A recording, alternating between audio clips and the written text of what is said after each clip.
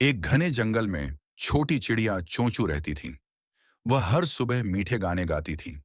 एक दिन उसने एक घायल गिलहरी गिल्लू को देखा। गिल्लू पेड़ से गिर गया था और दर्द से कराह रहा था। चोंचू को उस पर दया आई।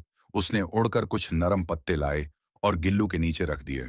फिर वह अपनी चोंच में पानी भरकर लाई और धीरे धीरे गिल्लू को पिलाया। धीरे धीरे गिल्लू ठीक हो गया। चोंचू और गिल्लू अच्छे दोस्त बन गए और जंगल में खुशी खुशी रहने लगे। Like and subscribe my channel to more watch video.